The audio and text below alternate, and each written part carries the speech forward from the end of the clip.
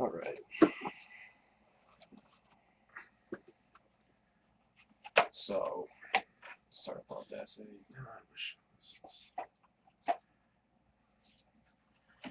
It looks just so bad. Yeah. Oh, Perfect. wow! Look at that. Suck it, triple. Look at that. Okay, so that's pretty good, right? Yep. All right. And Audacity.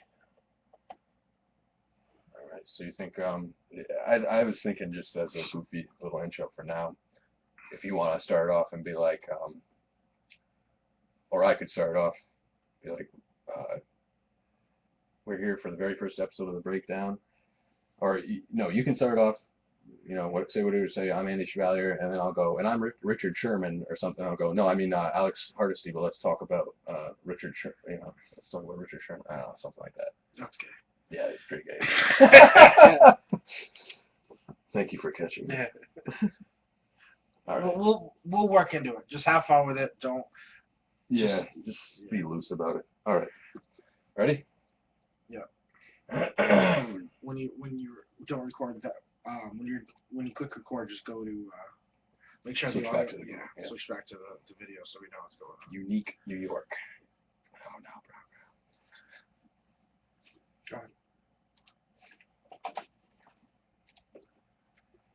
All right, we're here for the very first episode of The Breakdown. I'm Alex Hardesty. And I'm the big AC Andy Chevalier.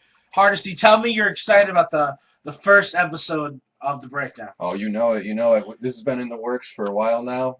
We finally got the gear and the right time and place to do this. And let's hit it off. Let's talk about some of the more recent subjects. Well, you're Richard Sherman's biggest fan. Tell me how big of either or excited you were or let down about the Super Bowl.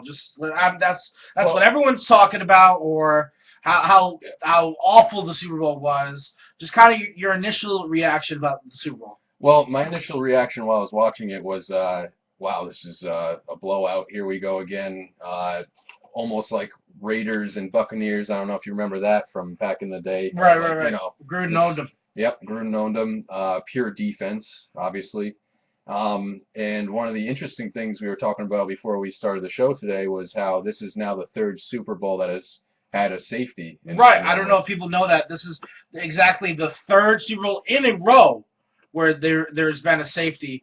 Really unlikely. If you're living in Vegas, you're loving that bet all day. But about that safety, I mean, a lot of people are saying, if that safety didn't happen in the very beginning, that's the whole reason why the Broncos got so rattled. I mean, you can't really play the if and buts game, but it did happen. Do you really think that is the major reason they just became unraveled? Well, here's my opinion on that. When you start a game off where you have possession first when you're the Broncos, and your very first play ends with the other team getting 2 points and then the ball back, you start to play to begin with, the Broncos offense is mostly powered by their passing game. When you have Peyton Manning, it's not going to be anything but a great passing game. So, but when you're down, you start, you get that in that mentality, like you got to come back, even though they're only down 2 points at this point. They're thinking, oh crap, it's time to start scoring points. They panicked. Right. So in my opinion, when they started thinking we only have to pass the ball, and then when you have such a great defense as Seattle's, where they're putting pressure on the ball like that, then that's where it just created the turnovers, the interceptions. And Peyton Manning did get a little unlucky. I mean, there was a lot of instances where passes were tipped on the line. I mean, but that's Seattle putting pressure. Right. That's not Peyton. That's not Peyton's fault. That's just Seattle being the better team. Keep in mind that safety was the fastest score in Super Bowl history. Has there been a fastest score. In fact, we looked it up with the Devin Hester run back against Peyton Manning. Right. He's responsible for the 2 quickest scores in Super Bowl history. A little bit of irony. Kind of funny there. That being said, I mean, Seattle did their part offensively too. I don't know if you know this, but as soon as they got the ball back on the safety, they scored a field goal on the first drive. Yep. So, I mean, Seattle did its part, both sides of the ball, especially defensively. You know what, and I'm happy to see that a game that was decided by defense had the MVP award go to someone who deserved the MVP. Yeah. I mean, this may be sour grapes, but being a Patriots fan, I didn't think Eli Manning deserved that MVP award. I thought for sure it should have went to Tuck or anyone on the defensive line of the Giants. Glad to see that they got it right this year. Yeah, I think I agree for the most part. Is the best part of the Seattle's game is their defense, and a defensive player got the MVP award. But at the same time, that kind of leads me into the thought of, when is Russell Wilson going to be given the credit he's due? I know after winning the Super Bowl, obviously he's a Super Bowl winning quarterback, but leading into the game, I thought he's one of the most underrated players in the NFL. I mean, nobody likes to talk about Russell Wilson, really, but I think he's got, and people have referred to him as a game manager. Trent Dilfer was a game manager for the Ravens Super Bowl win in 2000. Russell Wilson is far beyond his skill, and I'd like to see now he's finally getting what he deserves. He's a Super Bowl winner. He's a great character player. He was a class act. Yeah. Yep.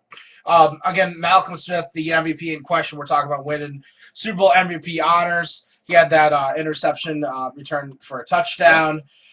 Huge play. Yeah, and that really kind of sealed the deal.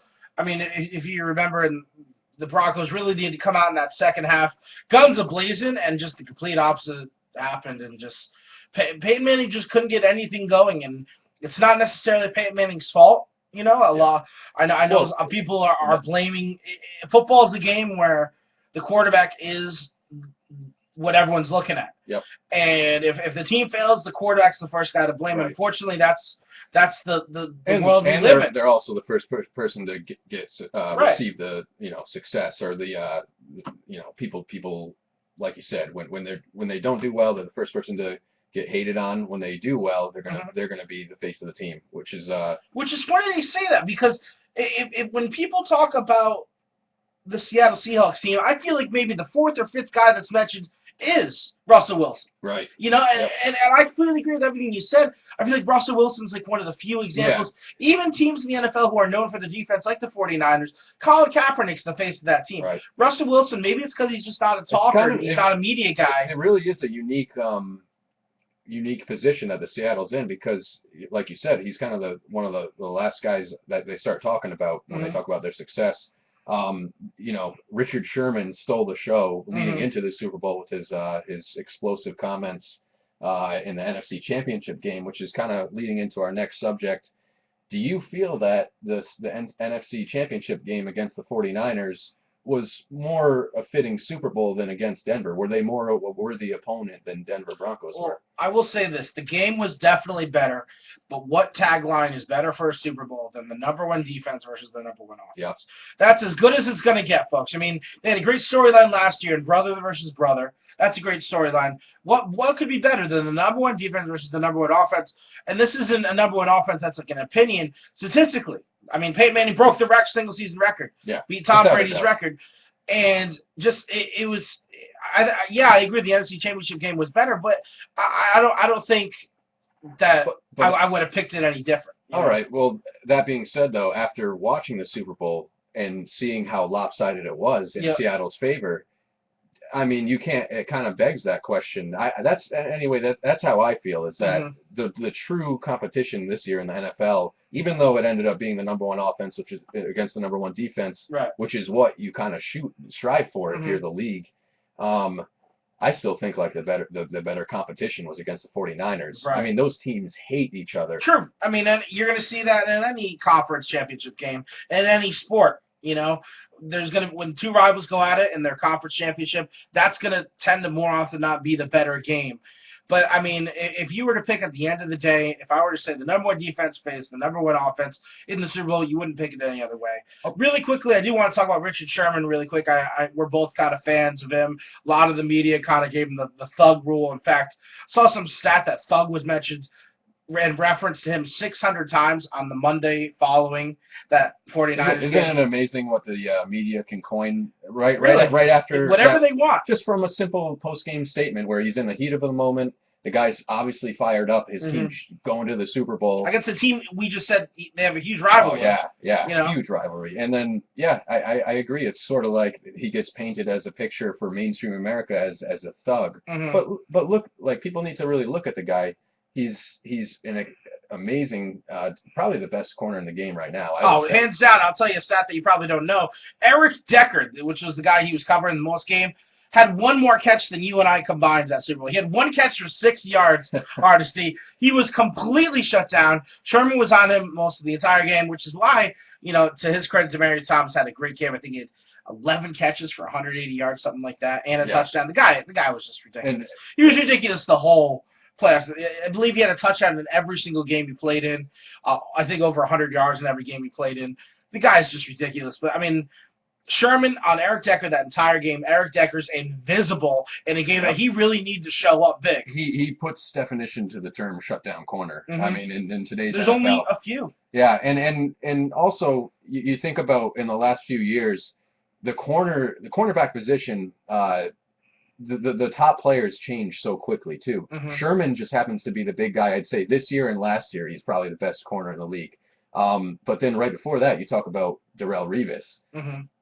Darrelle Revis fell off the map, so it's kind of a short shelf life for these guys. A lot of people would say the coach kind of doesn't utilize Revis the way he should be utilized, but I agree that in a sense he disappeared for what he was known for in his past seasons. The cream tends to be rising to the top, but as far as Tom Brady concerns, I'm not sure how much more he has left, Alex. I mean, he seems to be able to turn water into wine every single year. Bill Belichick, dots the I's, crosses the T's, fills in all the holes with X, Y, and Z players. But how much longer does Tom Brady left have to win that fourth career-defining ring where people can confidently say Tom Brady is the best of all time? Because right now that question is definitely in the air. A lot of people say Peyton is the best of all time. Easily debatable. A lot of people say Montana is the best of all time. Of course. You got to throw in the argument of John Elway, Steve Young, quarterbacks like that. Bradshaw, the only quarterback with 4 rings. I mean, I think until Brady gets that 4th ring, he'll never be a no argument best of all time. What do you think about that? Well, when you talk about how much time does he have left as a quarterback in the league, as an effective player, you have to mention Bill Belichick in that same light, because Tom Brady and Bill Belichick, to me, are a package deal. When Brady retires, Belichick's going to leave the team. I don't know if Belichick's going to retire, but he may coach somewhere else. So they're a package deal, so you can't mention one without the other. It's amazing the success Tom Brady's had so far in his career. I mean, the guy, every year you can count on the Patriots making the playoffs. Even when you start the season like this year and you think Rob Gronkowski's injured, Aaron Hernandez is in jail for the immediate future. Brady's favorite target is in Denver, catching passes from Payton. And still they win the division. Ridley had by far his most disappointing year, and LeGarry Blount, I mean, the 335-pound running back, from Tampa Bay Buccaneers trash, turned into gold. That's just what the Patriots do. So the only way that Tom Brady is still going to be effective is if, to me, he's getting to that point in his career where they need to start surrounding him with good players. They've squeaked by the last few years with letting Welker go to free agency. Not necessarily. I mean, they try to focus a little bit on wide receivers in the draft, but Bill Belichick is still, in my opinion, clearly a defensive guy. Now that's where Tom Brady is gonna. If they have any chance of him winning that elusive 4th ring, it has to be through surrounding him with strong players. So I think this year's draft, either through the draft or free agency, they have to make a move and get a weapon like they've mentioned Larry Fitzgerald. I personally think he'd be a great fit in New England. Big receiver. That's what they've been missing. Randy Moss. They don't have that big receiver anymore. I agree. So they need to start surrounding him with the weapons, because Tom Brady still has the talent, obviously. The guy is, when you talk about elite quarterbacks, Tom Brady, Peyton Manning. But yeah, if they're going to go anywhere as far as winning a Super Bowl in the next few years, because you got to figure too, the AFC there's a power shift going on right now. The teams like Miami even. You kind of see them as an up and coming team Absolutely. in their division. The Jets split Patriots this Yeah, year. and not just in their division. You got Indianapolis, another really good Cincinnati. team. Cincinnati, Kansas City. Can't count out Houston. They have, right. They had a completely down awful year. season. Yep. A lot of people had them winning the AFC. So, in my opinion, the competition is getting a little bit stronger in the AFC too. So, if you want any chance of getting back to the Super Bowl and winning a Super Bowl, you need to surround him with weapons. I'm the big AC Andy Chevalier here with Alex Hardesty talking about Super Bowl a couple Sundays ago. Alex, a lot of talk about the Super Bowl was the stadium. I got to ask you. I mean, they had to know this was coming. They had to know the weather conditions were going to be a factor. They had to have an idea. How in the hell is this game played in East Rutherford, New Jersey? How did they win this bid? Well, I'll tell you one thing. They lucked out with the weather that day because it was very mild. What was it, in the 30s? Very low wind, no snow, no rain, anything like that. And they very well could have been. Oh, yeah. I mean, talk about a winter from hell. We're in New England, not far from New Jersey there, and I'm looking outside our windows right now, and we got about 8 inches of snow. So they lucked out big time, which was a big risk. And had it been snowing, they would have been forced to play through the elements. It worked out this time, but I have to assume that them having the Super Bowl in New Jersey, doing an outdoor Super Bowl, it's been a while since they've done that. They usually shoot for the indoor stadiums or fair weather places like Tampa Bay. It must have been written into the contract when they built that stadium. I have to assume. That makes sense. Yeah. Yeah. So otherwise, I don't know how that could have possibly gone down. I mean, who in the right mind said, "Yeah, this is a good idea. We're gonna have the Super Bowl in February in one of the stadiums that has statistically the worst weather possible." Right. Right. So it was a big risk. I think it went smoothly. I'm sure from the league's standpoint, highest rated Super Bowl. I mean, people were ready to watch a snow game if it happened. They labeled this the blue collar Super Bowl because prices dropped so dramatically. Even flights dropped so dramatically. A lot of the blue collar, middle class to lower class people got to go to the Super Bowl because it was a lot more affordable. Next year's Super Bowl being played at the University of Phoenix, the Arizona Cardinals home stadium. Much better environment. Probably going to be nice and sunny that day. Alex, when's the next time we're going to see a Super Bowl outdoors in the Northeast? Well, if they continue, I would love to see a Super Bowl at Gillette. I don't know about you. I don't know if they could handle it I don't know if it's built to sustain something like that. But I like the thought of an outdoor Super Bowl. You look back about 30 years or so, they used to play, Minnesota used to play outdoors in the cold. Right. To me, that's true football, hard-nosed, play through the elements, so you kind of, from my perspective, I like to see that outdoor. I like to see the elements play a factor in the game. What in your opinion, what would be a worse stadium to play in, the Cleveland Browns Stadium or the Buffalo Bills Stadium? What would be a worse environment to play an outdoor Super Bowl? I would have to say Buffalo. Oh, easily Buffalo. New York is renowned for having that bad weather, high winds. I remember the field goal posts. In recent history during a Patriots game getting blown to the side because the winds were being so high. I just don't think the media would care too much to be out in that weather, or the players actually. But yeah, and I think Buffalo would take the cake as being the worst stadium. How about you being a Vikings fan? What about Lambeau Field? Playing at the Packers place. Yep, the old division. Yeah, I think that would be. Green Bay is such a historic venue for football. I mean, Vince Lombardi coming from there, all the greats, the Packer greats. I think that would be an interesting place for a Super Bowl. Very, very much cold weather. They would. It'd be a struggle, absolutely. But I think. Oh, it would be a struggle. Yeah, I think Green Bay would. I don't think we're going to be seeing the Super Bowl played in a cold environment anytime soon. Way too much was brought up. I mean, the Super Bowl could be affected due to weather conditions. No one wants to see that happen. The Super Bowl is going to be played in a nice indoor stadium or one of the nicer outdoor stadiums in the southern part of the U.S. and that's how it's going to be. Speaking of bad stadiums, Alex, something else that everyone's been talking about. the Winter Olympic Games being played in Sochi, Russia. How did this place win this bid? I mean, our question of the week right now is, what is your opinion? The worst, if you could pick anywhere in the world, what would be the worst place to host the Winter Olympic Games?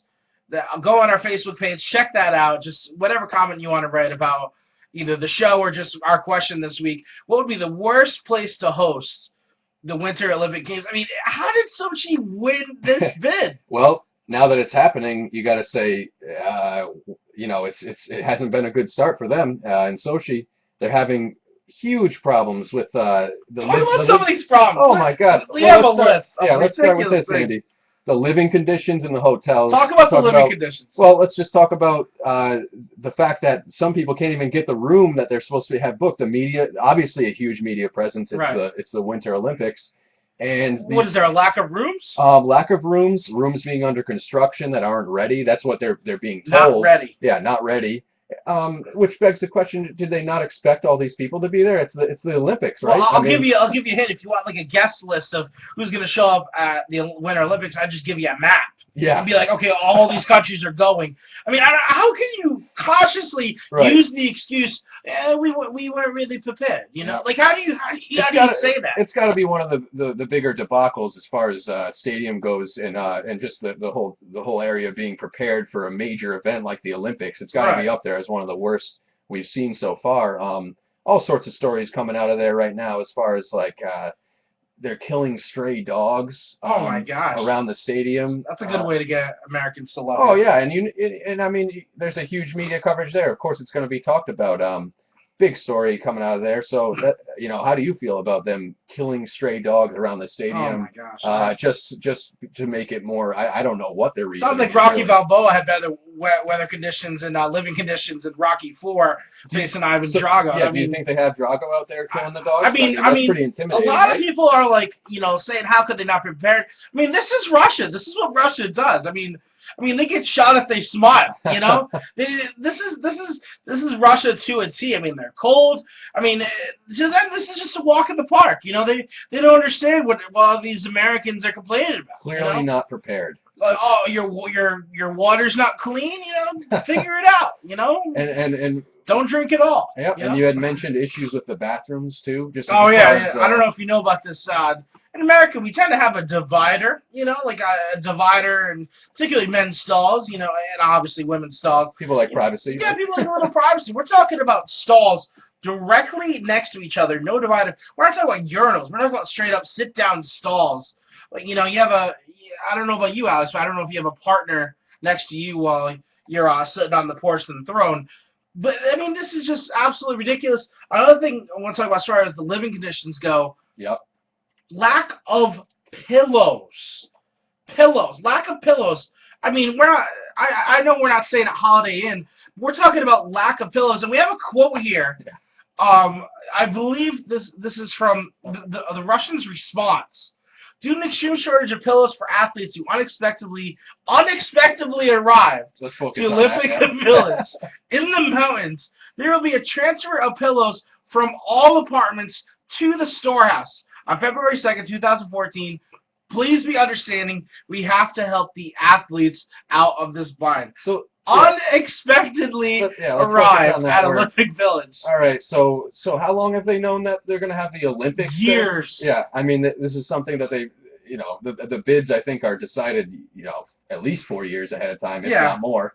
And they don't have something as simple as pillows. Oh, I mean, is this something where, do you think it's something where the people that are staying in the hotels are being, they think they need more than one pillow, or do you think it's something like, do you think it's a legitimate concern? I mean, it's coming to the point where people have to put notes on their pillow saying, please don't take my pillow. Wow. Like that's ridiculous. Yeah, I mean, it's come to the point where you're going to have to start taking your pillows off the flight when you get off the plane. I mean, it's just absolutely ridiculous. Yep. If you were to pick one of your worst places, and this is our top three. We try to do like a top three or a top five every single week. If you were to pick a top three, worst place to host the Winter Olympic Games, would be number 3 on your list? Oh, let's see. Worst places for Winter Olympics. Well, first of all, South America, because guess what? Yeah, there's no winter sports there. So we can rule out any warm weather places. I think worst places, well, Sochi has got to be making a name for themselves now as being one of the worst places. I think maybe Greenland. I don't think they. Yeah, Greenland. Nobody knows what's going on there. Iceland. Or Iceland's the nice place, and Greenland's the bad. So I think yeah. either one would be pretty. Yeah. I mean, Greenland obviously more worse than the others. Yeah, I think as far as places that we have proven they can handle it, obviously in Canada. Canada was excellent. Yeah, that was great. Easy choice. They kind of made a mockery of themselves. I mean, that's Canadian humor, I guess. But Yep. So, now we know that Sochi, Russia, is not a good place. Yeah. Rivaling North Korea is possibly worst place ever. Yeah. To the Winter Olympics. They might have Dennis Rodman helping them out there. Apparently, he's good friends with the dictator over there. Oh, jeez. How about that? Oh my gosh! But yeah, I mean, it doesn't get much worse than Sochi, Russia. We're just calling a spade here. I mean, we're not trying to take anything out of context here. And I mean, and you know what? Before we paint a terrible picture too, I mean, obviously we know there's been issues so far with the hotels, the pillows, killing stray dogs, which are all big issues. But it remains to be seen whether or not this will be a successful. It just started. Yeah. We'll see. Maybe we're not giving them enough credit yet. We'll see where they go as far as the competition. If it's a good year for Winter Olympics, they anticipate it to be a good year. I'm excited about the hockey. You're excited about the hockey? Oh yeah. I love. And you're in the mecca of hockey over there in Russia right now. So all right, I'm gonna lay this into you. What's the over under and how many times the 1980 USA-Russia Olympics winner is referenced during the hockey? Well, you got to figure it's going to be way up there. It's I got an over/under of a solid 55. Yeah, times. I mean they've made movies about it. It's clearly one of the Winter Olympics most historic and well-known events. And I would personally love to see something like that happen again. Right. I mean, it's historical. It's a miracle. I just want to see some good Olympic hockey. I mean, I remember watching Canada USA and just being. I thought that revived the sport that year. Yeah. It was going downhill. Great competition. That with the Winter Classic, I thought that combined really brought hockey fans back. Yep. Hockey, I think, just extremely underrated. I think there's very few things more exciting than playoff hockey. Never mind just regular hockey.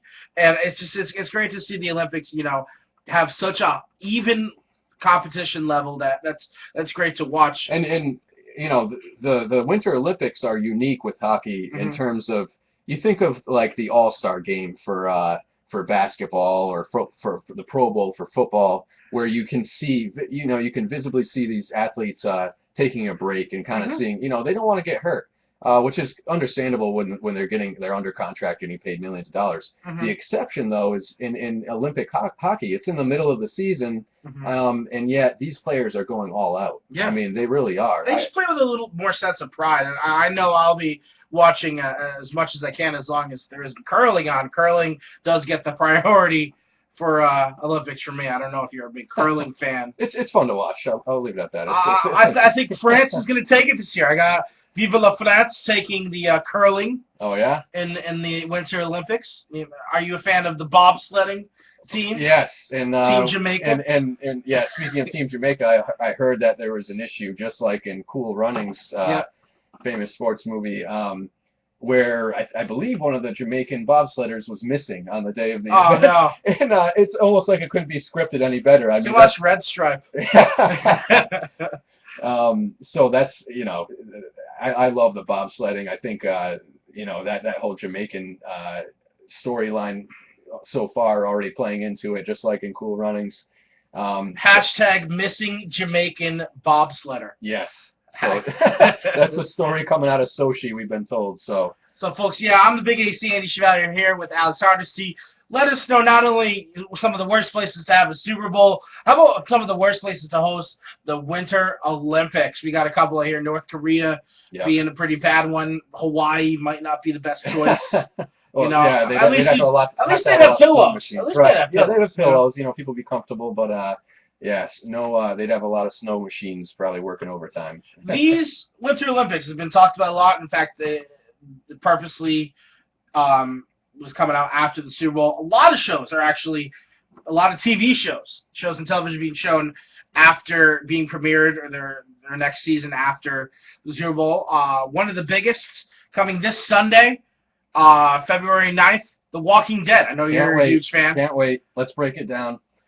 So, The Walking Dead, I know you're a big fan as well. I'm a big fan. Where we left off at the mid-season break. We're not going to give away any spoilers here for those who need to get caught up. Yeah, but well, there's a lot of question marks. I mean, we left off with a lot of question marks. They pretty much can go in a lot of different directions now with the show. They're one of the most exciting shows to come along in a while. And if you're into the whole zombie apocalypse thing, which is really big now in movies and television, Walking Dead, it kind of set the tone for that. Absolutely. It's just one of those shows that just people just are addicted to. I know. I can't wait to do it. Another show that's going to be coming out soon. It's one of those Netflix shows that you can only see on Netflix. Can't really see it on the air. House of Cards. I don't know if you've ever watched it. It's got Kevin Spacey. Kind of talks about the politics in DC and things like that. I know you said you watched a couple episodes. Yep. What was your initial reaction? Particularly something I want to get your opinion on, where the main character talks directly into the camera. So I want your opinion on that. Yeah, I like that. You could cheaply relate that to like Real World, where they used to do their confessions and talking to the camera like that. Obviously, House of Cards on a whole different level. Right. Kevin Spacey, one of the greatest actors right now. And I enjoy that. It's sort of like an aside for going to people who like theater. It's like an aside where they're speaking into the camera. It's between that person and the viewer. It's everything they're talking about is meant for the viewer. So I like that. I like that style. I like to see kind of different styles incorporated into television shows, not just basic storylines. I'm telling you what. I think it's a risky style to do. It's hit or miss. And the only reason why it's working is Kevin Spacey. I think he has the voice, the look, the swagger. And ladies, you know what I'm talking about. He just has the style where it works. And you got to figure too. You talk about risk. We're right now we're spoiled with television. We're in the second golden age of television. You have shows. I think Sopranos sort of sparked that years ago. But we have such good shows like the aforementioned Walking Dead, House of Cards, Mad Men. Just great shows because when you start talking about risk of doing camera styles like that where they're focusing, talking to the audience, you gotta take risks as a director now with modern television because you gotta separate yourself from other shows, and that's one way that I think they're doing it. I agree. We're pretty spoiled as far as good television goes.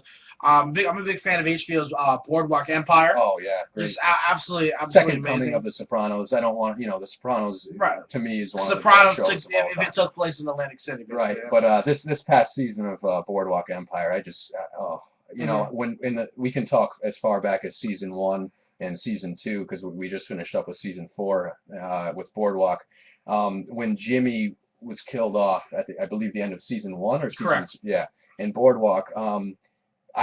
He was my favorite character, and it sort of left that it was like a punch in the gut when they killed him off from the show, and I was like, I don't know if I want to watch the show again. But then second season comes around and it just sucked me back in. Just when I thought I was out, it sucked me back in. They just got done with their 4th season, and your favorite character was Jimmy. My favorite character is Chalky White. Oh. And the 4th season, not to do a spoiler alert here, but it's a lot of Chalky White. It's primarily Chalky White. Especially in the last few episodes. And what I was kind of getting at with Jimmy, them killing Jimmy off, not to make any spoils because I'm not going to name names, but they do kill off a major character. I don't think it's a spoiler to say someone dies. Someone dies, yeah. People die on the show. Yeah, I mean, this isn't really one of those. Another just fantastic show that I feel gets a lot of recognition, but not nearly enough. I feel like Sons of Anarchy. Yes. That's a show where literally any second someone could die, get shot in the head, and it would be smooth. It would make sense. It wouldn't be like, where did that come from? I feel like no matter what they do in that show, it would work and make sense. They just got lightning in a bottle with Sons of Anarchy. Breaking Bad, obviously, just one of the biggest. I mean, Yep. AMC just rocks. So yeah, you I talk mean, about like Sons of Anarchy, and you start talking about the networks that they come from. Mhm. FX puts out Sons of Anarchy. FX, AMC, AMC, with Breaking HBO. Bad. Yep. Some of the best networks. They're putting out really quality television. And then you got I believe The Americans is on Right, Fox to now. kind of correlate with Sochi, what's going on. Yeah. The Americans doesn't really get a lot of justice here. I mean, for those who haven't watched, basically it's about these undercover Russians who live in America, pretend to be American. KGB. Yeah, it's similar to stuff like that. I mean, give the show a try. It's a really good show. I wonder if they're going to have any reference to the Sochi Olympics. Yeah, you wonder. I mean, I'm not too familiar with the show. I don't know. Does it take place when the KGB was in years ago? So I don't know if they would make any reference to modern. Yeah, but that it's more of a interesting modern thought. So it's there's some good TV coming on. I believe that's on Fox. So that's another kind of up and coming. It's good to start seeing some of these other networks coming out with quality television. It raises the bar, is what I'm trying to get at. With networks like FX, AMC, and HBO, they're really raising the bar for modern television. If they put out poor shows, it's not going to get the ratings. And you know what? I think the timing of this television series coming out, like all these good shows, is really perfect, because I feel like for a while, TV relied on reality TV. I think it was reality TV or nothing, and really there's only a couple of shows that really do great. And we're talking like Survivor, The Voice, American Idol's really not so much anymore. And there's a couple, America's Got Talent, and The Amazing Race, pretty popular show, but there really isn't that much great reality TV anymore. And luckily, these shows have really just kind of taken off. Yep, and the only people benefiting from it are us, the viewers. So, that's right. Yeah, and I guess one more thing I could get into, getting back to Walking Dead and some of these shows, Boardwalk Empire. Obviously, a lot of violence in the shows. It took, I believe, until the third season of Walking Dead for them to change the rating from NC, I think PG-13 or whatever the equivalent is on television, NC-17 maybe, to a mature rating. I thought it was long overdue, personally. Especially with it kind of allows more freedom for the show too, to get more, now that they have the mature rating. Yep. They can do more as far as violence goes. I don't know if that's, when you're dealing with the zombie apocalypse, violence kind of goes hand in hand with that. So what are your thoughts on that? I agree. I know for a fact Walking Dead is pushing the limit as far as they possibly can. I mean, in their after show, Talking Dead, they literally, the producers, directors say out loud, we're waiting for us to tell us we can't show this. Yep. I mean, we're talking about like really curb stomping zombies. We're not making this up. I mean, it's pretty graphic stuff, and they're doing because they can. No one's telling them not to. At this point, they already have the fan base, so they're not going to lose fans. I think they only have to gain from it. So I think that's kind of, as long as you can handle it personally, and I think people our age, we kind of like to see that the explicit maturity of those shows. It kind of adds to it. So I, for one, kind of support that. So before we wrap up the show, Alex, I'm going to put you on the spot. You already told me your favorite Boardwalk Empire character. Your favorite Walking Dead character. Favorite Walking Dead character. I'm going to have to go to the easy one on this. I'm going to say Norman Reedus. And his character in the show is just badass. And I actually, funny you bring that up too. I was Daryl Dixon. Daryl Dixon. I was able to see Daryl Dixon, or Norman Reedus, as the actor's name is, at URI recently. Really? Yeah, I believe it was over the summer. He spoke sort of like a one-on-one with. Do you remember Keith Brown, one of the professors there from the film department? One-on-one interview type thing on stage there in Edwards Auditorium. Really, really interesting guy. So I can't help but be a big fan of him. Well, I'm not going to pick the same person I would if you didn't say. But Daryl, sorry, I'm going to go with someone who doesn't normally pick, and that's Maggie. I think Maggie is a great character. Plus, she's hot. So Yeah, that's what I'm going to go with. Folks, this was the breakdown. I'm the Big AC Andy Chevalier. I'm Alex Hardesty. We're going to do shows every single Friday, try to put them up the next day if possible, possibly the same night if we can. So like I said, go on our Facebook pages, look on both Andy Chevalier's page and Alex Hardesty's page. We're going to soon have a breakdown Facebook page coming up fairly soon. And tell us what you want us to talk about, too. We want to hear what you have to say. Right, and talk about kind of, if you could, respond to some of our questions that we asked. Worst place to have a Super Bowl in America, you know, one of the worst places in the world to have the Winter Olympics, and also favorite character in Walking Dead. That was kind of something we kind of talked about a lot at the end, too. So thanks very much for listening. Like I said, we're going to soon have a Facebook page. I'm the Big AC Andy Chevalier. This is Alex Hardesty. We'll see you next time on The Breakdown.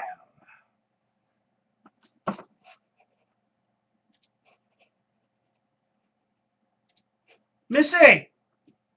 Probably a dog. No, she won't be here till like 5:30. How long was that? Let's see. Let's find out. Is that where 38 minutes. All right, I said between 30 and 40. Pretty good, huh? Yeah. What did you think? What are your first? I thought we went over. But we didn't, so that's good. Yeah. I think pretty smooth transitions. I got caught up a couple times, kind of running out of things to say, but I had a good time. If you do, just stop, just end your sentence, and I will totally pick up. Yeah. So there wasn't a time where you were talking where I wasn't ready to pick up with something else. It's funny too when you're talking. I kind of think of more things Yep. to say too. So yeah, I liked it. Definitely awesome. Yeah, it sounds super Let's easy see to set up. Let's see how it sounded. And I'll show you too how I can clean up the sound real quick. I just want to see if this is where it actually ends. Do you have to? Oh, you don't. That's right. Oh, I gotta stop this. Where's the one for our feed? Oh, that one. Yep. Stop recording.